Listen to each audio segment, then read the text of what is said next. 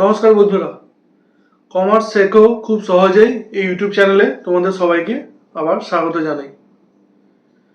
আজকের আলোচ্য বিষয় সেটা হলো শুধুমাত্র অ্যাকাউন্টেন্সি নয়, এই অ্যাকাউন্টেন্সির উপর বেস করে বাদবাকি যে সাব ক্যাটাগরি আছে অ্যাকাউন্টসের, সেগুলো নিয়েও আজকে আমরা ডিসকাস করব।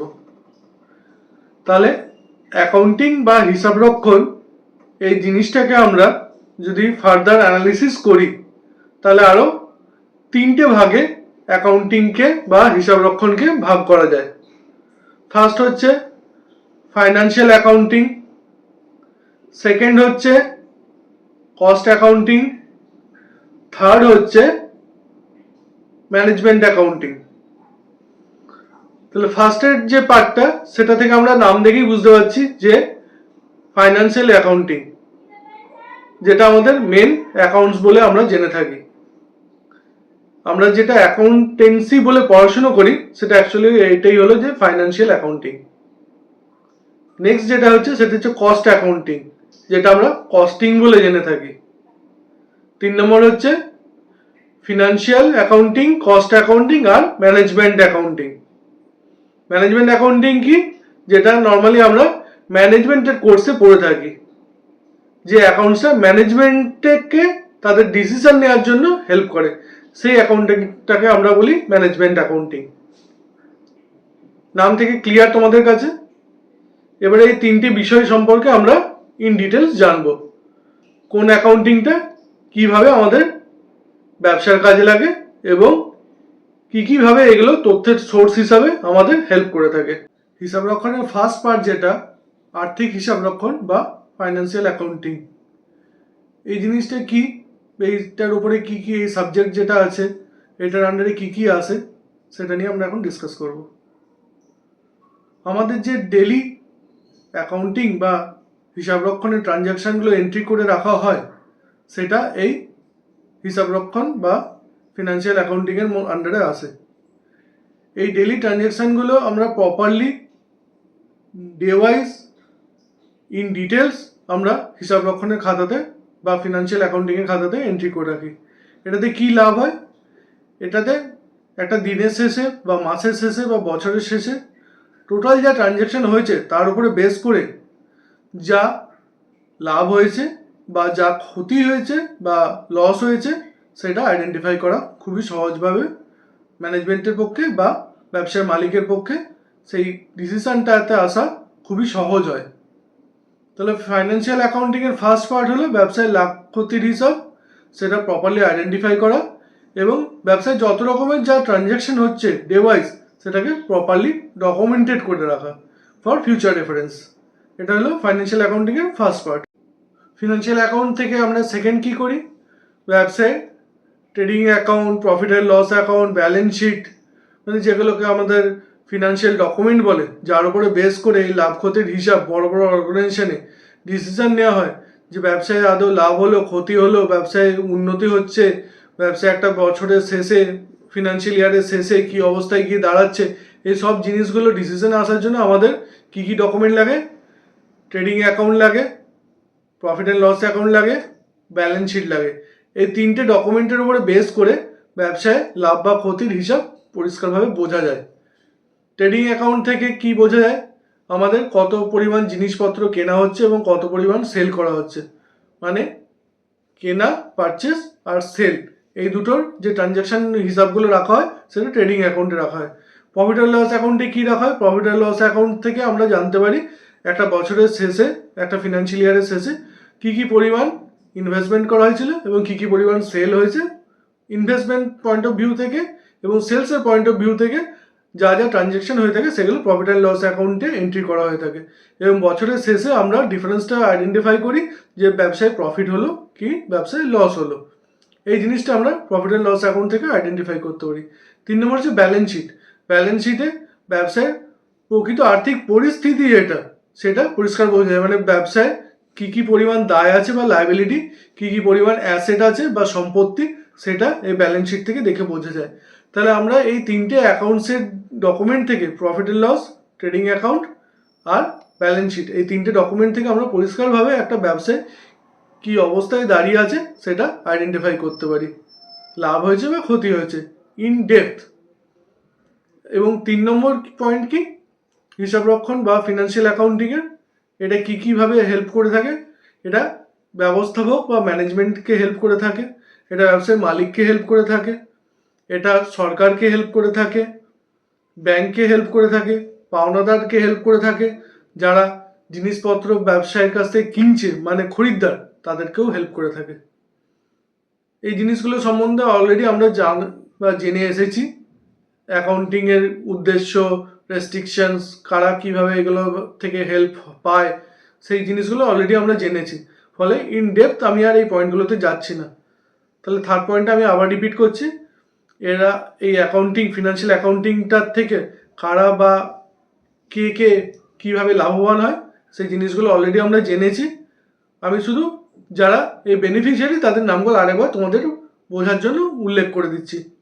ফার্স্ট হচ্ছে বিনিয়োগকারী, সেকেন্ড হচ্ছে ব্যাংক বা যারা লোন দেয়, 3 নম্বর হচ্ছে পাওনাদার, 4 নম্বর হচ্ছে ব্যবসায়িক খরিদ্দার, লাস্ট হচ্ছে সরকার এবং আবার জনসাধারণ, যারা এই ফিনান্সিয়াল অ্যাকাউন্টিংয়ের ইনফরমেশানগুলোকে ইউজ করে তাদের খুব ভাইটাল ডিসিশানগুলো, ব্যবসার সঙ্গে যে ভাইটাল ডিসিশানগুলো তারা সেগুলো প্রপারলি নিয়ে থাকে বা নিতে পারে। তাহলে ফিনান্সিয়াল অ্যাকাউন্টিংয়ের যে টোটাল কনসেপ্ট সেটা আমি তোমাদের সঙ্গে শেয়ার করলাম। এই রিলেটেড যদি তোমাদের কাছে আরও কিছু ডাউট থাকে অবশ্যই তোমরা কমেন্ট বক্সে জানাও। ভিডিওটাকে তোমরা প্রপারলি দেখো। আমি কিছু যাদের কাছে আমার নাম্বার আছে তাদের কাছে ফোন পাই, তারা ভিডিওটা প্রপারলি দেখে না এবং যে পয়েন্টগুলো তারা আমার সঙ্গে ডিসকাস করে সেই পয়েন্টগুলো অলরেডি ভিডিওতে ইলাবোরেট করে ইন ডেপথ ডিসকাস করা হয়। হয়তো তার পরে আছে বা সেই ভিডিও যে দেখেছে ভিডিওটা সে স্কিপ করে দেখেছে, তার জন্য তার কাছে ওই পয়েন্টটা ক্লিয়ার হয়নি। সেই জন্য বারবার রিপিট করছি, ভিডিওটা তোমরা প্রপারলি দেখবে, শুরু থেকে শেষ অবধি পুরোটা দেখো। কারণ যে পয়েন্টগুলো এই অ্যাকাউন্টিং রিলেটেড আছে সব ব্যাপারটাই আমি তোমাদের কাছে সেটা ডিসকাস করছি বা তুলে ধরার চেষ্টা করছি, ফলে স্কিপ করো না। চ্যানেলটা সাবস্ক্রাইব করো যাতে তোমরা যা নতুন ভিডিও হবে সেটা তোমরা সবসময় পেয়ে থাকো। আর যতটা পারো তোমাদের স্টুডেন্টদের মধ্যে বা যারা অ্যাকাউন্টস নিয়ে ইন্টারেস্টেড আছে তাদের সঙ্গে শেয়ার করো, যাতে সবাই এটা থেকে বেনিফিটেড হয়।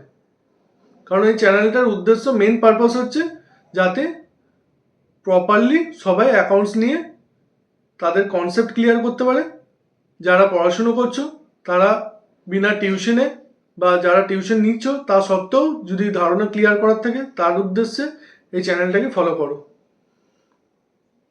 আবার রিপিট করছি, যারা টিউশন নিয়েছো তা সত্ত্বেও তাদের কাছে যদি কনসেপ্ট ক্লিয়ার না থাকে বা যারা টিউশন নাওনি, তারা যাদের কাছে ফিনান্সিয়াল ক্রাইসিস হতে পারে, বিভিন্ন কারণে হতে পারে, যারা টিউশন নিতে পারোনি বা স্কুলের ওপরেই শুধু ডিপেন্ডেন্ট, তারা এই চ্যানেলটাকে প্রপারলি ফলো করো। তোমাদের পুরো কনসেপ্ট এই চ্যানেলের থ্রু দিয়ে ক্লিয়ার করে দেবো আমরা। তাহলে আমি নেক্সট পয়েন্টে আসছি এবারে, যেটা হলো কস্ট অ্যাকাউন্টিং। কস্ট অ্যাকাউন্টিংটা কি, যেটাকে আমরা কস্টিং বলে জেনে থাকি।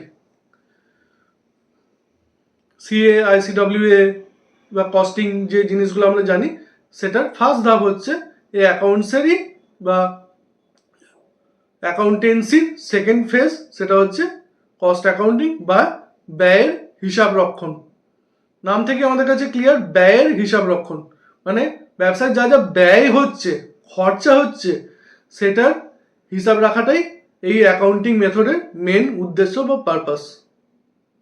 কীভাবে সেটা করা হয়ে থাকে, ফার্স্ট হচ্ছে পণ্য বা পরিষেবা উৎপাদনে ব্যয় নির্ধারণ করা হয়। মানে এটা মেনলি হয়ে থাকে যারা পণ্য উৎপাদন করে, মানে ম্যানুফ্যাকচারিং ফার্ম যারা, তাদের জন্য এই কস্ট অ্যাকাউন্ট পদ্ধতিটা খুব বেশি দরকারি হয়ে থাকে। একটা ব্যবসায় কীভাবে সে জিনিসটা কিনবে, কতটা পরিমাণ ইনভেস্টমেন্ট করে সেটা কিনবে, কতটা কম ইনভেস্টমেন্ট করে সেটা কিনবে, মানে যতটা সস্তায় মালটা কিনতে পারবে ততটাই মালিকের পক্ষে সেই জিনিসটা সস্তায় তৈরি করা সম্ভব হবে, এবং যখন বিক্রি করবে তার উপরে খুব মিনিমাম লাভ রেখে বা ব্যবসায় যেটুকু দরকার সেই পরিমাণ লাভ রেখে মালটা বিক্রি করতে পারবে। তাহলে ফার্স্ট হচ্ছে যতটা কম দামে মালটা বা র ম্যাটেরিয়ালটা কিনতে পারবে, যতটা কম দামে র ম্যাটেরিয়ালটা কিনতে পারবে ততটাই তার উপরে প্রসেসিং করে লাভ রেখে কম দামে মালটা বাজারে ছাড়তে পারবে। যত কম দামে মালটা বাজারে ছাড়তে পারবে তত মালটা কোয়ালিটি যদি খুব ভালো হয়ে থাকে এবং দাম যদি কম হয়ে থাকে স্বাভাবিকভাবেই তার ডিমান্ড খুব বেশি হবে। এই পুরো অ্যানালিসিসটা এই কস্ট অ্যাকাউন্টিংয়ের থ্রু দিয়ে করা হয়ে থাকে। তাহলে কোনো ম্যানুফ্যাকচারিং ফার্ম বা কোনো সার্ভিস প্রোভাইডার যে কোনো জিনিস বানায়, সে যে জিনিসটা তৈরি করবে, কত দামি জিনিসটা তৈরি করবে এবং তার পেছনে কি কি খরচা হচ্ছে এবং কতটা লাভ রেখে সেই জিনিসটা বিক্রি করা যাবে, এই পুরো হিসাবটা কস্ট অ্যাকাউন্টিংয়ের থ্রু দিয়ে একটা অর্গানাইজেশন নিয়ে থাকে বা মেনটেন করে থাকে। নেক্সট হচ্ছে ব্যয় নিয়ন্ত্রণ ও ব্যয় হ্রাসে সাহায্য করা। ফার্স্ট পয়েন্টে আমরা কি জানলাম, পণ্য পরিবেশন পরিষেবা যেটা দিয়ে থাকে, পণ্য যেটা পরিষেবা দিয়ে থাকে সেটা কতটা ব্যয়ে তৈরি করা হচ্ছে সেটাকে নিয়ন্ত্রণ করা। নেক্সট হচ্ছে যে খরচাটা করা হচ্ছে সেটা আরও কতটা নিয়ন্ত্রণ করা যায় বা ব্যয় হ্রাসের চেষ্টা। যে খরচাটা করা হচ্ছে কোনো একটা জিনিস তৈরি করার পেছনে কি কি খাতে তার পেছনে খরচা হচ্ছে, জিনিসটা কেনা, তার পেছনে কোনো একটা মেশিনারি ইউজ করা হচ্ছে, সেই মেশিনারিতে ইলেকট্রিসিটি ইউজ করা হচ্ছে, অয়েল অ্যান্ড মোবিল ইউজ করা হচ্ছে, ওয়্যার অ্যান্ড টিয়ার এক্সপেন্সেস আছে, তার প্যাকিং আছে, সেটার ট্রান্সপোর্ট আছে। এই যে পুরো জিনিসটা ওয়্যার হাউসের আছে, ওয়্যার হাউসের যে জিনিসটা রাখা হবে, র মেটেরিয়ালটা কিনেও যেটা রাখা হবে এবং যেটা তৈরি করা হলো সেই ফাইনাল প্রোডাক্টটাও যেখানে রাখা হবে তার একটা মেনটেনেন্স খরচা আছে। এই সব কিছুই এই যা যা রিলেটেড ট্রানজ্যাকশন আছে, মানে একটা জিনিস তৈরি করতে বা একটা সার্ভিস দেওয়ার জন্য যে মালটা সে বানাচ্ছে, সে মালটা তৈরি করতে যা যা খরচা আছে, যত রকমের ট্রানজ্যাকশন আছে ডে ওয়াইজ, সেই জিনিসটা এই কস্ট অ্যাকাউন্টিং বা ব্যয় হিসাব রক্ষণের মাধ্যমে মেনটেন করা হয়। অ্যাকাউন্টিং আমরা কি শিখেছিলাম, সব রকমের transaction day wise properly maintain করে রাখা। এখানে আমরা কি একটা অ্যাডিশনাল জিনিস শিখলাম, মেনটেন তো আমরা করব কিন্তু কোন রিলেটেড জিনিসগুলো মেনটেন করবো, কোনো প্রোডাকশন ফ্যাক্টরিতে কোনো জিনিস তৈরি করতে হলে যা যা খরচা হচ্ছে তার পাই টু পাই হিসাব, দিন ওয়াইজ ডে ওয়াইজ হিসাব আমরা এই কস্ট অ্যাকাউন্টিংয়ের খাতাতে মেনটেন করে রাখবো। এখানে কিন্তু আমরা trading, balance sheet, profit and loss এই নিয়ে ডিসকাস করছি না। কস্ট অ্যাকাউন্টিংয়ের ক্ষেত্রে আমরা কি ডিসকাস করছি, একটা জিনিস তৈরি করার জন্য যা যা ইনভেস্টমেন্ট লাগছে বা খরচা লাগছে, সেই খরচা কি কি খরচা করছি তার পাই টু পাই হিসাবের খরচা আমরা কস্ট অ্যাকাউন্টিংয়ের মাধ্যমে মেনটেন করছি। তাহলে সেকেন্ড পয়েন্টটা যেটা কস্ট অ্যাকাউন্টিং, সেটা হচ্ছে একটা ব্যবসায় যা জিনিস তৈরি করার জন্য যে পরিমাণ টাকাটা ইনভেস্ট করছি সেটা প্রপারলি ইনভেস্ট করছি কিনা, মানে ঠিকঠাকভাবে ঠিকঠাক জায়গা থেকে মাল কিনছি কিনা, তার উপর যা যা ব্যয় করছি একটা জিনিস তৈরি করার জন্য সেগুলো ঠিকঠাকভাবে করছি কিনা, কোনো অপচয় করছে কিনা, বাজে খরচা করছে কিনা, এই জিনিসগুলো আমরা কস্ট অ্যাকাউন্টিংয়ের খাতা থেকে মেনটেন করে থাকি। তৃতীয়ত হচ্ছে এর সঙ্গে রিলেটেড যেটা, সেটা হচ্ছে যে খরচাটা করছি সেটাকে আরও কোনভাবে কমানো যায়।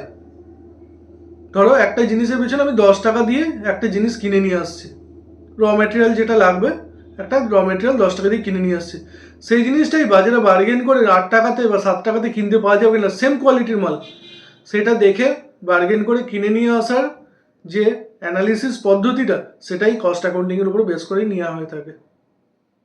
মানে প্রপারলি খরচা করছে কিনা, যে খরচাটা করছি সেটাকে আরো কমানো যায় কিনা। একটা লোক 10 টাকা দিয়ে মাল কিনে নিয়ে এসে সেটাকে বানাচ্ছে 2 টাকা দিয়ে, আরো 12 টাকা দিয়ে তৈরি হচ্ছে, তারপরে 1 টাকা লাভ রাখছে, 13 টাকা যখন টোটাল দাম, সে 13 টাকাতে মালটা বিক্রি করছে। এই পুরো ট্রানজ্যাকশনটা কস্ট অ্যাকাউন্টিং থেকে বোঝা যাচ্ছে, ব্যয় হিসাব রক্ষণ থেকে। কিন্তু আমরা যেটা পয়েন্ট আলোচনা করছি সেটা হচ্ছে ওই লোকটাই যদি ওই জিনিসটা 10 টাকা জায়গাতে 8 টাকা দিয়ে কিনে নিয়ে আসতে পারতো, যে জিনিসটা 10 টাকার উপরে 2 টাকা খরচা করছিল এটা তৈরি করার জন্য, সেই 2 টাকাটাও যদি সে আরো কমিয়ে 1 টাকা করতে পারতো, মানে 8 টাকায় মাল কিনে নিয়ে আসতো, তার উপরে 1 টাকা দিয়ে সেই জিনিসটা প্রসেস করতো, তার উপরে আরো 1 টাকা লাভ রাখতো, তাহলে 8 টাকা প্লাস 9 টাকা 10 টাকা, 10 টাকায় মালটা বাজারে চলে আসতো। তো যে লোকটা ওই মালটা এতদিন 13 টাকায় কিনছিল, সে সেম জিনিসই সেম কোয়ালিটির মাল যদি এখন 10 টাকাতে পায় তাহলে সে কিনবে না? তো ব্যবসার গুডউইল তো এইভাবেই তৈরি হয়। তাহলে এই যে এফিসিয়েন্সিটা, এই 13 টাকা থেকে জিনিসটাকে 10 টাকাতে নামিয়ে আনা, রিপিট করছি, 13 টাকা থেকে জিনিসটা 10 টাকাতে নামিয়ে আনা, সেই পুরো অ্যানালিসিসটা কোন কোন জায়গাতে কতটুকু কমানোলে এন্ড প্রোডাক্টটা আরও সস্তাতে তৈরি করা যাবে, সেই জিনিসটা আমরা এই কস্ট অ্যাকাউন্টিংয়ের থেকে আইডেন্টিফাই করতে পারি। 3 নম্বর হচ্ছে পণ্যের বিক্রয় মূল্য নির্ধারণ ও উৎপাদনের দক্ষতা বাড়ানো। এটা কেমন জিনিস? পণ্যের বিক্রয় মূল্য নির্ধারণ, এটা আমরা কস্ট অ্যাকাউন্টিং কিন্তু আইডেন্টিফাই করি। প্রথম দুটো পয়েন্টে যেটা আমরা জানলাম যে কিভাবে খরচা কমাবো বা প্রপারলি খরচা করব, তেমনি কতটা লাভ রেখে জিনিসটা বিক্রি করব, ওই খরচাটা কতটা কমানো যাবে যাতে লাভের পরিমাণটা ঠিকঠাক রাখা যায় এবং তার উপরে সেই জিনিসটাকে বিক্রি করা যায়, এই জিনিসটাও আমরা কস্ট অ্যাকাউন্টিং থেকে আইডেন্টিফাই করতে পারি। মানে পণ্যের বিক্রয় মূল্য প্রপারলি নির্ধারণ করাটাও কস্ট অ্যাকাউন্টিংয়ের খাতা দেখে আমরা বা ব্যবসায়ী ডিসিশন নেয়, খুব ভাইটাল জিনিস। নেক্সট হচ্ছে ব্যবসায় কর্মদক্ষতা বাড়ানো। কর্মদক্ষতা কেমন জিনিস? যে জিনিসটা আমি তোমাকে বললাম যে 10 টাকাতে কিনছি, সেই জিনিসটা 9 টাকাতে বা 8 টাকাতে কিনতে পারবো কি না, এই জিনিসটা অ্যানালিসিস করা। যে খরচাটা আমি আগে 10 টাকার জায়গায় ওপরে যে 2 টাকাটা খরচা করছিলাম, সেই খরচাটা কমিয়ে 1.5 টাকাতে করতে পারবো কিনা, কি 1 টাকাতে আনতে পারবো কিনা, কি 75 পয়সাতে আনতে পারবো কিনা, এই জিনিসগুলো অ্যানালিসিস করে ডিসিশনে আসার ফলে ব্যবসার কর্মদক্ষতা বৃদ্ধি পায়, এফিসিয়েন্সি বৃদ্ধি পায়, পুরো সিস্টেমটার এফিসিয়েন্সি বৃদ্ধি পায়। মালটা কেনার থেকে, জিনিসটা কেনার থেকে, র মেটেরিয়ালটা কেনার থেকে একদম বিক্রি হওয়া পর্যন্ত যে পুরো চেনটা, সেই পুরো কর্মদক্ষতাটা, এফিসিয়েন্সিটা এই কস্ট অ্যাকাউন্টিংয়ের উপর বেস করেই অ্যানালিসিস করে ডিসিশন নেওয়া হয়, ফলে এফিসিয়েন্সিটা অর্গানাইজেশনের বৃদ্ধি পায়। তার জন্য কস্ট অ্যাকাউন্টিংটাও খুব দরকারি। তাহলে আমরা কি কি জানলাম? ফিনান্সিয়াল অ্যাকাউন্টিং, যেটা টাকা পয়সার লেনদেনের হিসাব করে লাভ ক্ষতির পরিমাণ নির্ধারণ করে। নেক্সট জানলাম কস্ট অ্যাকাউন্টিং, যেটা ওই বিক্রি করার আগে জিনিসটা তৈরি করার পুরো প্রসেসটা কিভাবে খুব বেস্ট খরচা করে, মানে খুব কম খরচা করে বেস্ট প্রোডাক্ট তৈরি করার পদ্ধতিটাও কস্ট অ্যাকাউন্টিং থেকে আমরা আইডেন্টিফাই করতে পারি। নেক্সট আমরা আসছি, হিসাব রাখা হলো, মাল তৈরি করা হলো, এবারে মালটা বিক্রি হওয়ার পরে যে ব্যবসায়ের যারা ম্যানেজার বা ম্যানেজমেন্ট যারা ওপরে ডিসিশন নেয় এই অ্যানালিসিসগুলো করার জন্য, তারা যে ডিসিশনটা নেয় সেটা নেয় ফিনান্সিয়াল অ্যাকাউন্টিং, কস্ট অ্যাকাউন্টিং আর ম্যানেজমেন্ট অ্যাকাউন্টিংয়ের উপরে বেস করে। নেক্সট পয়েন্ট হচ্ছে আমাদের তাহলে ম্যানেজমেন্ট অ্যাকাউন্টিং, বা যেটাকে বলে ব্যবস্থাপনাগত হিসাব রক্ষণ, যেটা ব্যবস্থাপক যারা তাদেরকে ডাইরেক্টলি হেল্প করে এই অ্যাকাউন্টিংটা। এটা একটু ডিফারেন্ট আছে ফিনান্সিয়াল অ্যাকাউন্টিং এবং কস্ট অ্যাকাউন্টিংয়ের থেকে, একটু ডিফারেন্ট। তাহলে ম্যানেজমেন্ট অ্যাকাউন্টিংয়ের মেন কাজ কি? এতক্ষণ যেটা আমরা ডিসকাস করছি তার থেকে আমরা এটা বুঝতে পারছি যে ম্যানেজমেন্ট অ্যাকাউন্টিংয়ের মেন কাজ হচ্ছে ব্যবসায়ী পরিকল্পনা করা, সিদ্ধান্ত গ্রহণে ম্যানেজমেন্টকে সাহায্য করা এবং বিভিন্ন টাইপের খরচা নিয়ন্ত্রণের জন্য ম্যানেজমেন্ট যে ডিসিশন নেয় সেটার জন্য প্রপার ইনফরমেশন বা গাইডেন্স প্রোভাইড করা। ব্যবসায় পরিকল্পনা করা, সিদ্ধান্ত গ্রহণে হেল্প করা এবং নিয়ন্ত্রণের জন্য ব্যবস্থাপককে তথ্য বা ইনফরমেশন প্রোভাইড করা, এটা হলো ম্যানেজমেন্ট অ্যাকাউন্টিংয়ের ফার্স্ট কাজ। নেক্সট কাজ কি? আর্থিক হিসাবরক্ষণ ও ব্যয় হিসাবরক্ষণের তথ্য বিশ্লেষণ করে এই ম্যানেজমেন্ট অ্যাকাউন্টিং। মানে ম্যানেজমেন্ট অ্যাকাউন্টিং যে স্টেজটা, সেটা ফার্স্ট কস্ট অ্যাকাউন্টিং মানে জিনিস তৈরি করা এবং মাল বিক্রি করা, ফিনান্সিয়াল অ্যাকাউন্টিং, এই দুটো কমপ্লিট হওয়ার পরে ওদের থেকে যে ইনফরমেশনটা পায় সেটাকে অ্যানালিসিস করা বা সেই রিলেটেড যে ট্রানজ্যাকশনগুলো আছে সেইটাকে আইডেন্টিফাই করাই হচ্ছে ম্যানেজমেন্ট অ্যাকাউন্টিংয়ের কাজ। তাহলে 3 নম্বর হচ্ছে ম্যানেজমেন্ট অ্যাকাউন্টিংয়ের কাজ কি হলো, যে কস্ট অ্যাকাউন্টিং বা ফিনান্সিয়াল অ্যাকাউন্টিংকে অ্যানালিসিস করা, যেটার উপরে বেস করে ম্যানেজমেন্ট ফার্দার কী কী টাইপের ডিসিশন নিতে পারে, পরিকল্পনা করতে পারে যে ব্যবসাটা আরো বাড়াবে কিনা, নতুন নতুন ইউনিট ওপেন করবে কিনা, বাজারে জিনিসটার ডিমান্ড আছে কিনা, এই জিনিসটার ডিসিশন নিতে পারে। তাহলে একটা পরিকল্পনার উপর ব্যাপার হচ্ছে ম্যানেজমেন্টের ডিসিশন নেওয়া, ফিউচার প্রসপেক্ট কী থাকবে, ব্যবসাটা কীভাবে আরও উন্নত হবে, অগ্রগতির দিকে এগিয়ে যাবে, এই ডিসিশনগুলো ম্যানেজমেন্ট অ্যাকাউন্টিংয়ের ওপরে বেস করে নিয়ে থাকে। নেক্সট হচ্ছে বাজেট প্রস্তুত করা, এটাও ম্যানেজমেন্টের কাজ। আমরা অ্যাকাউন্টিংয়ের উদ্দেশ্যের মধ্যে বাজেট পড়েছিলাম, কিন্তু সেটা মেন যদি আমরা জানতে পারি সেটা হচ্ছে আমরা ম্যানেজমেন্ট অ্যাকাউন্টিংয়ের থ্রু দিয়ে আমরা সেই বাজেটের ব্যাপারটা জানতে পারি। বিগত বছরে যা খরচা হয়েছে তার উপরে বেস করে আগামী বছরে যদি প্রোডাকশান বাড়ায়, সেই প্রোডাকশান বাড়ানোর জন্য যে যে আরও ফার্দার খরচা করতে হবে সেটার বাজেট, যাতে আরও ব্যবসা বাড়ায় তার জন্য যে বাজেটটা তৈরি করা হয় সেটা এই ম্যানেজমেন্ট অ্যাকাউন্টিংয়ের উপরে বেস করে বাজেট ডিসিশনটা নেওয়া হয়। বাজেট শুধু খরচার পয়েন্ট অফ ভিউ থেকে না, আজকের ডেটে এত কোটি টাকার একটা রেভিনিউ বা সেল হয়েছে, এই ফিনান্সিয়ালে এত কোটি টাকার সেল হয়েছে, সেটার উপর বেস করে বাজেট তৈরি করা হয় যে আগামী বছরে কত, ধরো তার উপরে আরও 10% প্রফিট করতে হবে বা 10% তার ব্যবসা বাড়াতে হবে, সেল বাড়াতে হবে। এই ডিসিশনটার বাজেট আমাদের ম্যানেজমেন্ট অ্যাকাউন্টিংয়ের খাতা দেখেই নেওয়া হয়ে থাকে, ম্যানেজাররা নিয়ে থাকে। তাহলে শুধু খরচা বাড়ানোর জন্য বাজেট করা নয়, বা আগামী বছরে কত কি খরচা করা হবে, কোন কোন খাতে খরচা কমানো হবে, কোন কোন খাতে খরচা বাড়ানো হবে, শুধু সেইটাই নয়, বাজেট সেলসেরও হয়ে থাকে। কত ব্যবসা বাড়াতে হবে, কত পরিমাণ ব্যবসায় সেল বা বিক্রি বাড়াতে হবে, সেই বাজেটটাও ম্যানেজমেন্ট অ্যাকাউন্টিংয়ের খাতা দেখে ম্যানেজাররা নিয়ে থাকে। নেক্সট হচ্ছে ব্যবসায়িক কৌশল নির্ধারণ। কৌশল টাইপের জিনিসটা কি, বা ব্যবসায় নীতিগত কৌশল বা স্ট্র্যাটেজিক ডিসিশন যেগুলো হয়ে থাকে। কোনো ব্যবসা কি অবস্থায় দাঁড়িয়ে আছে, ধরো কোনো ব্যবসা লসের সম্মুখীন হচ্ছে কন্টিনিউ, কী কারণে লস হচ্ছে সেটাকে অ্যানালিসিস করে যাতে সেই লসটা ওভারকাম করা যায় এবং ব্যবসাটা আরও যেন ফ্লারিশ করে, সেই ডিসিশনটা, সেই স্ট্র্যাটেজিক ডিসিশনটা, কৌশলগত ডিসিশনটা ম্যানেজমেন্টের যারা নিয়ে থাকে তারা এই ম্যানেজমেন্ট অ্যাকাউন্টিংয়ের উপর বেস করেই নিয়ে থাকে। তাহলে যে কোনো স্ট্র্যাটেজিক ডিসিশন, বাজারে অন্যান্য কম্পিটিটর ফার্মরা কীভাবে ব্যবসা করছে তার পরিপ্রেক্ষিতে আমাদের ব্যবসা কীভাবে বাড়াতে হবে, কোন কোন জায়গাতে কী চেঞ্জ করতে হবে, সেই স্ট্র্যাটেজিক ডিসিশনগুলো ম্যানেজমেন্ট অ্যাকাউন্টিংয়ের খাতা দেখে নেওয়া হয়ে থাকে, বা এই ম্যানেজমেন্ট অ্যাকাউন্টিং ম্যানেজমেন্টকে সেই ডিসিশনগুলো নিতে হেল্প করে।